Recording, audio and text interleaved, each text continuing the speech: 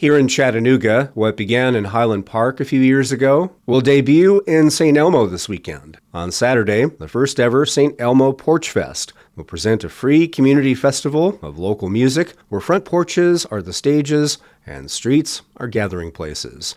Kim Frankel Marsh and Tyler Russell are with the St. Elmo Stroll, which is organizing the Porchfest. Kim, Tyler, thanks for joining us. Thanks for having us. Thank you. Tell us more about this first Porchfest for St. Elmo. Tyler and I have been involved in a small group in St. Elmo that has been putting on the Luminaria Festival for the last number of years. I've really been leaning into opportunities to bring community together in public spaces, and that event, Luminaria, happens in December, and we have been really seeking an opportunity to bring folks together in another time of year and using music, which is another one of our great assets here in Chattanooga, as a way of doing that. And so we are building off some of the success of the Highland Park Porchfest, which has been happening for the last couple of years, and are hosting our first Porchfest this coming Saturday.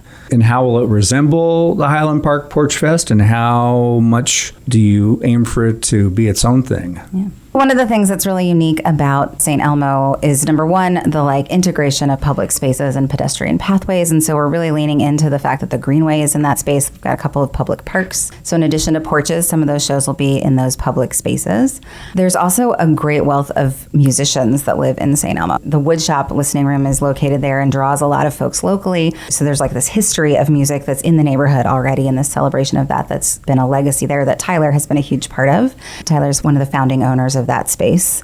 And so we're building on that and really building on pulling in as many neighbors as possible into that. So we've got folks who've been living in the neighborhood for 30 or 40 years who are performing this weekend, which is really exciting. Jazz musicians that tour nationally that'll be performing that live in St. Elmo full time. So I think part of the piece for us is really wanting it to be representative of the folks that live in that space and what the space is all about. And Tyler, talk more about what it takes to book all these musicians. There's a lot of coordination that goes on with the scheduling of bands. We have 26 performances booked. That includes over 60 local musicians. We have genres across the board from Americana, R&B, bluegrass, jazz, funk. There's a Black Sabbath cover band that will also be performing, and a Fish cover band. Blues music, so there's really something for everybody. A lot of those connections I've made over the last 10 years and have come through the wood shop. So there's a central location for the festival that's at the Triangle Park. It's at the corner of 47th and Virginia. So we'll have 3 food trucks there